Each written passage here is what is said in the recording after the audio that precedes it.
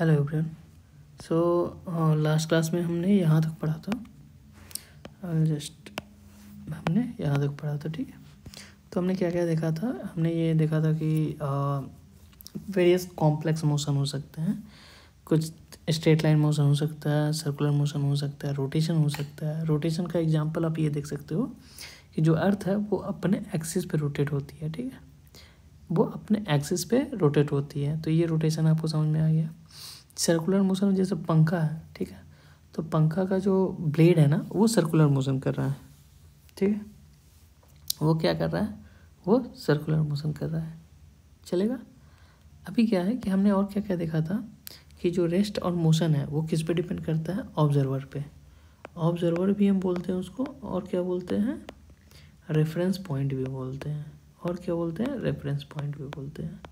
और हमने क्या क्या देखा था कि जो रेस्ट और मोशन है वो डिपेंड करता है ऑब्जर्वर और रेफरेंस पॉइंट पे। जो ऑब्जेक्ट किसी ऑब्जर्वर के लिए रेस्ट में है, वही ऑब्जेक्ट कि दूसरे ऑब्जर्वर के लिए क्या हो सकता है? मोशन में हो सकता है। जैसे ये ऑब्जेक्ट है, ये रेस्ट में है किसके? ऑब्जर्वर 1 के लिए ये रेस्ट में है, और ये ऑब्जर्वर 2 के लिए मोशन में है, ठीक है। तो ये हो सकता है, ये कम्प्लीटली हो सकता है। आगे आते हैं हम। तो डिस्क्राइबिंग मोशन में हम देखते हैं कि अब देखो क्या है कि जो लोकेशन है, लोकेशन या बोल लो या फिर पोजीशन बोल लो, ठीक है। ये भी किस पे डिपेंड करता है? लोकेशन या फिर पोजीशन, वो भी किस पे डिपेंड करता है? तुम्हारा ऑब्जर्वर या फिर रेफरेंस पॉइंट पे डिपेंड करता है। वो किस पे डिपेंड करता है? रेफरेंस पॉइंट पे डिपेंड करता है। ये कैसे? तो हमने अभी तक जो एक्स एक्सिस वाई एक्सिस आपने पढ़ा है, ठीक है। एक्स एक्सिस और वाई एक्सिस अगर आपने पढ़ा होगा, ठीक है। ये एक्स है, ये वाई है। अगर मान लो कोई कोऑर्डिनेट है 4,4, ठीक है। 4,4 किस बेसिस पे हमने दिया? क्योंकि हमने क्या मान रखा है? जहाँ इंटरसेक्ट हो रहा है उसको हमने क्या मान रखा है? उसको हमने क्या मान रखा है? 0,0। हमने 0,0 मान रखा है। इसीलिए जो ये पॉइंट है ये 4,4 बनी है, ठीक है। इसीलिए ये पॉइंट क्या बनी है? 4,4 बनी है। इसलिए तो ये जो ऑरिजिन है, इसको क्या कहते हैं? इसको ऑरिजिन कह सकते हैं या फिर रेफरेंस पॉइंट कह सकते हैं। इसको ऑरिजिन बोल सकते हैं या फिर रेफरेंस पॉइंट कह सकते हैं। और ये जो 4.4 है इसके रेस्पेक्ट में है, 4.4 है, चलेगा। अब देखो क्या है, तो यहाँ पे हमें क्या दिख रहा है कि कोई भी किसी पॉइंट की पोजीशन बताने से पहले 8,8 अगर है, 8,8 कहाँ से? ऑरिजिन से, ठीक है। तो ये जानना बहुत ज़रूरी है कि यहाँ पे जो भी कोऑर्डिनेट सिस्टम में पॉइंट्स डिफाइन होते हैं ना, उसके कोऑर्डिनेट्स जो डिफाइन होते हैं एक्स और वाई, वो किसके रिस्पेक्ट में डिफाइन होते हैं। तो अगर आपने थोड़ा भी कोऑर्डिनेट सिस्टम पढ़ा होगा, ठीक है। अगर कोऑर्डिनेट सिस्टम अगर आपने पढ़ा है तो आप देखोगे, मैं इसको रीअरेंज कर देता हूँ। आप देखोगे कि जो एक्स एक्सिस होती है, मान लो ये एक्स एक्सिस है, ये वाई एक्सिस है। सिमिलरली कोई भी पॉइंट का कोऑर्डिनेट है एक्स, वाई, ठीक है। तो एक्स एक्सिस क्या होती है? X axis is the perpendicular distance या फिर shortest distance from Y axis, ये होता है। वाई कोऑर्डिनेट क्या होता है? सिमिलरली परपेंडिकुलर डिस्टेंस या फिर shortest distance from x axis. ये मैंने एक दूसरे वीडियो में क्लियरली मेंशन कर रखा है, अच्छे से समझाया मैंने, ठीक है। तो ये चीज़ याद रखना कि जो भी कोऑर्डिनेट्स जो डिफाइन होते हैं वो किसके बेसिस पे डिफाइन होते हैं? वो ऑरिजिन के रेस्पेक्ट में डिफाइन होते हैं। अब देखो इसमें क्या कर रहा है, वो तो कार्टेशियन कोऑर्डिनेट था, ये प्रैक्टिकल एग्जांपल देख लो। ये क्या रहा है? We describe the location of object specifying a reference point. किसी भी लोकेशन के डिफाइन करने के लिए हमें क्या चाहिए? डिस्क्राइब करने के लिए हमें एक रेफरेंस पॉइंट चाहिए। Let us understand this by example.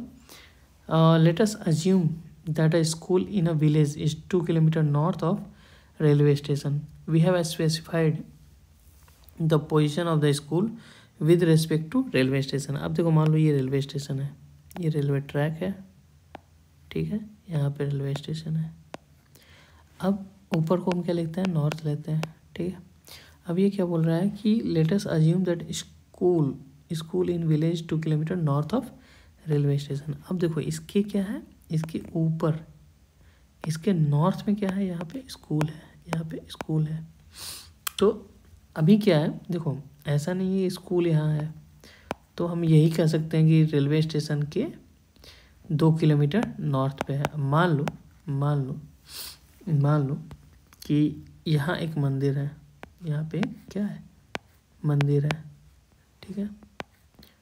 North south, यहाँ ईस्ट हो जाएगा, ये वेस्ट हो जाएगा। तो स्कूल को तो हम ये भी बोल सकते हैं ना, स्कूल जो है और मंदिर और स्कूल की दूरी कितनी है, 3 किलोमीटर है।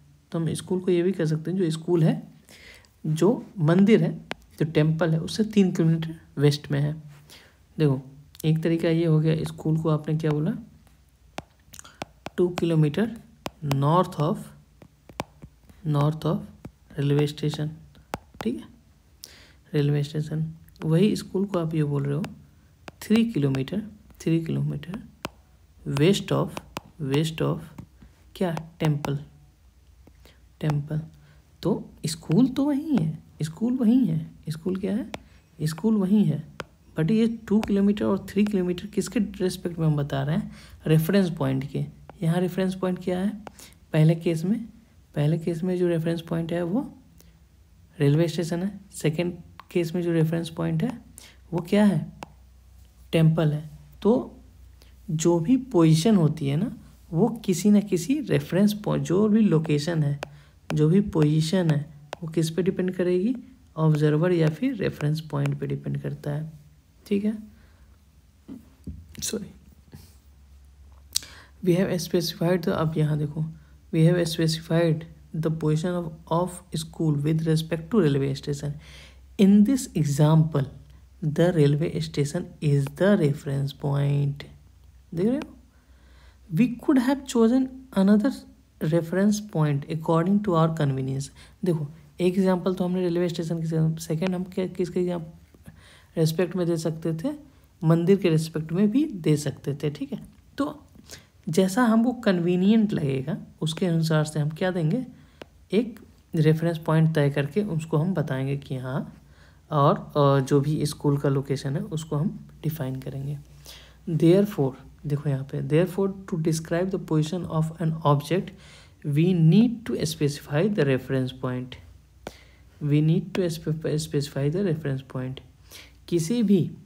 किसी भी जगह के किसी भी ऑब्जेक्ट का पोजीशन बताने के लिए हमें क्या लगेगा, रेफरेंस पॉइंट लगता है।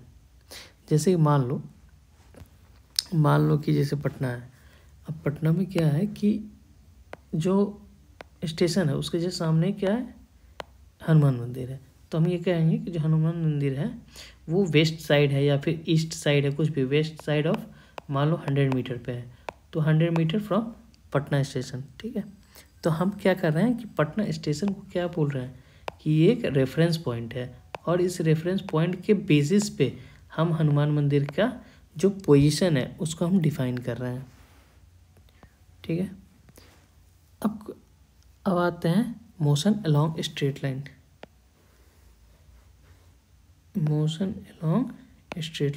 ये अच्छा टॉपिक है। अब हमने कितना बार, देखो मोशन कुछ भी हो सकता है ना, मोशन इज क्या, मूवमेंट।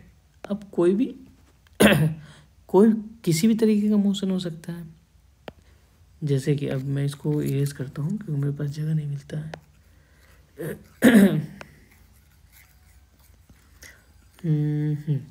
अब मोशन क्या हो सकता है, कुछ भी हो सकता है। मोशन तो मोशन, कोई ऐसे चल रहा है, कोई पी के ऐसे चल रहा है, कोई सीधा चल रहा है एकदम, ठीक है।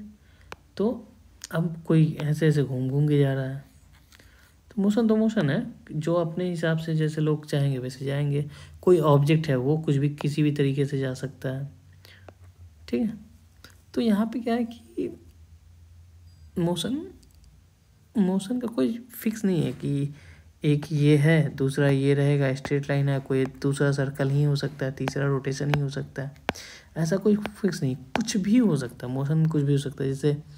जैसे तुम देखते हो ना, जैसे तूफान आ जाती है तो कितने पत्ते ऐसे ऐसे उड़ने स्टार्ट होते हैं, ये भी एक मोशन है, ये भी क्या है, मोशन है। ठीक है, तो मोशन है, वो अलग पाथ पे मोशन है। देखो ऐसे ऐसे गया, ऐसे ऐसे गया, ठीक है, कोई दिक्कत नहीं। तो अभी जो हम पढ़ने जाएंगे वो क्या है, motion along a straight line. ठीक है, अब देखो ये मोशन कुछ नहीं है, मोशन अलग अलग है। इस केस में जैसे पत्ता उड़ गया तो मोशन क्या है, जो पाथ कवर किया वही मोशन है।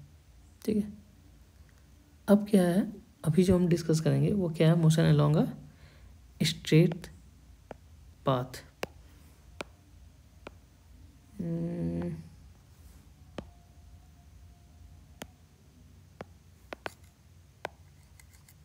चलो ठीक है, चलो दो motion along a straight line. अब देखो इसमें क्या है कि देखो इसमें ये ऑरिजिन है, ठीक है, ये ऑरिजिन है।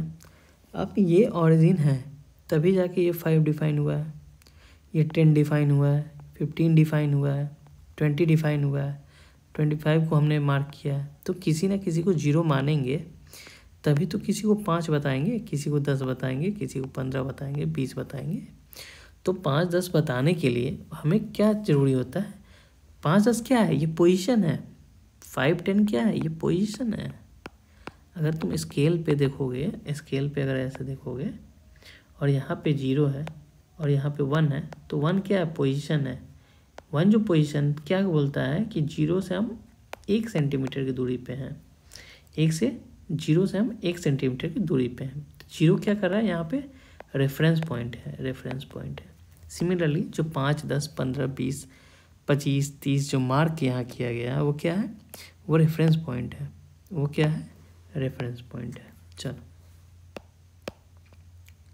अब आते हैं, मान लो अब यहाँ पे क्या होता है कि एक आदमी जो है, एक आदमी है जो ओ से आया।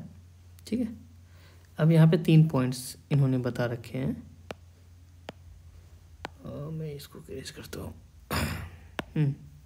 यहाँ पे 3 पॉइंट है, ए है, ठीक है, बी है और सी है। एक आदमी आया, ठीक है, मैं एक बार पढ़ के सुना देता हूँ। Consider the motion of object, यहाँ से पढ़ रहा हूँ। Consider the motion of an object moving along a straight line. The object starts from a journey from O. वो कहाँ से स्टार्ट किया है, ओ से स्टार्ट किया है। कहाँ से स्टार्ट किया है, ओ से स्टार्ट किया है, ओ से स्टार्ट किया है। Which is treated as reference point, ध्यान से सुनना, which is treated as reference point. Let A B C represent the position of an object. देखो पोजिशन है, ए बी सी क्या है, position of an object at distance different instants. At first the object moves through C and B and reaches A. अभी क्या है कि जो भी ऑब्जेक्ट है वो कहाँ से कहाँ स्टार्ट किया है, यहाँ से चलना स्टार्ट किया है। ठीक है, यहाँ से चलना स्टार्ट किया है और यहाँ तक पहुँचा है। ठीक है, ठीक है, और ये स्ट्रेट लाइन में जा रहा है।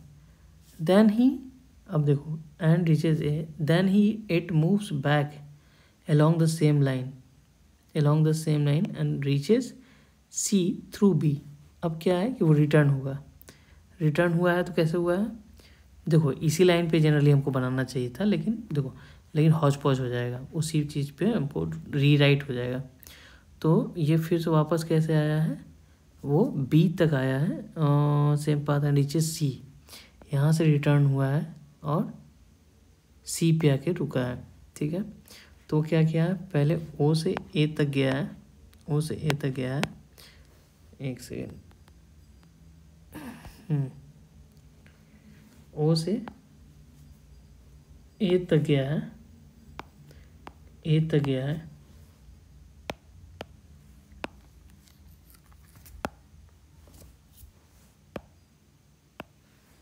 ओ से ए तक गया है। ठीक है, ओ से ए तक जाने में वो सी को क्रॉस किया है, बी को क्रॉस किया है। ठीक है, बी से फिर लौटा है, वो बी से कहाँ तक लौटा है, वो बी से लौटा है सी तक। कहाँ तक? सी तक। और इसी बीच में वो बी को फिर से क्रॉस किया है, ठीक है। अब पूछ रहा है कि ये बताओ कि ये कितना डिस्टेंस तय किया है, कितना डिस्टेंस तय किया। तो डिस्टेंस क्या होता है, ध्यान सुनना। डिस्टेंस इज इक्वल टू ये लिख लो कहीं, total path covered. Total path covered, जितना वो चला है वो क्या है? डिस्टेंस है। अब देखो वो कहाँ से कहाँ तक गया? ओ से ए तक गया और ए से सी तक गया, ठीक है। ओ से ए तक क्या जो गया उसमें क्या कितना डिस्टेंस था? उसमें उसको कितना डिस्टेंस लगा है? ओ से ए डिस्टेंस कितनी है? 60 है, ठीक है। ए से सी डिस्टेंस कितनी है? 25, 60 माइनस 25 करो, 35 हो जाएगा। टोटल उसने कितना गया? 95 गया, ठीक है। तो टोटल पाथ कवर्ड कितना हो जाएगा उसका? 95 हो जाएगा। देखो यहाँ पे क्या है, the total path covered is O A plus A C that is 60 plus 30। ये कितना हो गया? 95 हो गया। अब क्या है? This is the distance covered by the object. To describe the distance we need to specify the numerical value. अब देखो यहाँ पे ध्यान सुनना। To describe distance we need to specify only the numerical value and not the direction of the motion, ठीक है। There are certain quantities which are described by specifying only their numerical values. These numerical values are of a physical quantity its magnitude. ध्यान दो, इसमें बहुत सारे terms तुमको नहीं समझ में आएंगे, जैसे कि व्हाट इज़ फिजिकल क्वांटिटी, ये तुमको नहीं समझ में आएगा, ये नहीं समझ में आएगा। अब क्या है इसके अलावा? क्या है? Numerical we need to specify the numerical value not the direction of motion, ये बाद में बताएंगे हम। Not the direction of motion यहाँ क्यों लिखा है? There are certain quantities which are describe by specifying numerical values, ठीक है, मैग्नीट्यूड, ठीक है। अब फिजिकल क्वांटिटीज़ क्या होता है, ध्यान सुनो। What are physical quantities? Physical quantity, ठीक है। अब क्या है कि फिजिकल क्वांटिटी क्या है? अब फिजिकल क्वांटिटी में क्या आ जाएगा? कोई भी quantity which can be measured, which can be measured। measure मतलब हम जिसको मेज़र कर सकते हैं। अब क्या हो सकता है? देखो जैसे कि डिस्टेंस है, क्या हम मेज़र कर सकते हैं? यस। टाइम मेज़र कर सकते हैं? हाँ कर सकते हैं, ठीक है। और क्या है बताओ, और क्या मेज़र कर सकते हैं? इंटेंसिटी ऑफ लाइट मेज़र कर सकते हैं? हाँ कर सकते हैं। और बहुत कुछ मेज़र कर सकते हैं, और भी बहुत कुछ है। डिस्टेंस है, टाइम है, और क्या हो सकता है? चलो ठीक है, इतना ही रखो। इंटेंसिटी में मेज़र कर सकते हैं। अब क्या आता है कि अब ये सब चीज़ें हम मेज़र कर सकते हैं, मतलब जैसे डिस्टेंस है हम बता सकते हैं 5 मीटर है या 10 मीटर है, 15 मीटर है। सिमिलरली टाइम है, हम बता सकते हैं 10 सेकंड हुआ है या 10 मिनट हुआ है या 10 घंटे हुए हैं। इंटेंसिटी कितनी है? कैंडेला होता है, आई थिंक कैंडेला होता है, I don't, let me Google it. क्या है यूनिट ऑफ इंटेंसिटी? हाँ, what is the unit of intensity?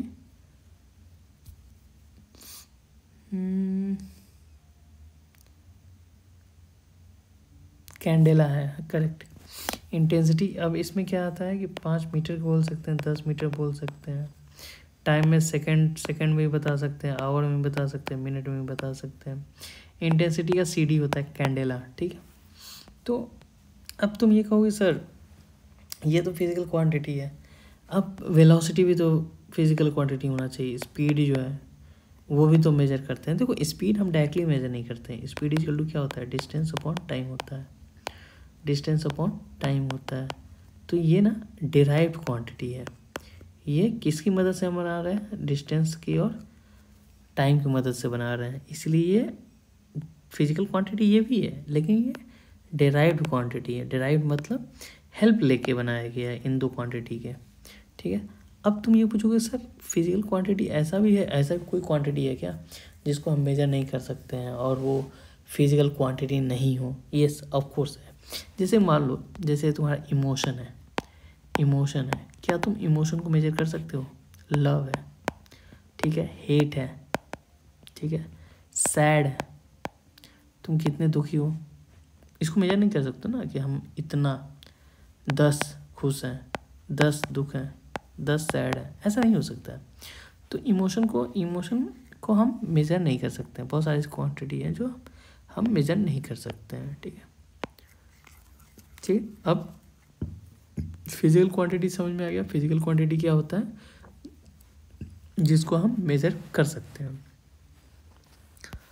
आ गया। अभी क्या है, मैं इसको इरेज कर देता हूँ।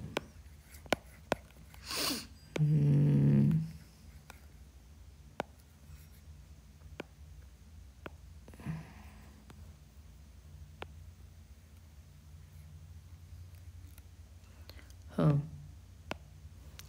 अब क्या है कि यहाँ पे आता है, ठीक है, कहाँ थे हम? From this example, can you please find out the distance between the object and the sea? ठीक है, the difference will give you the numerical value of displacement.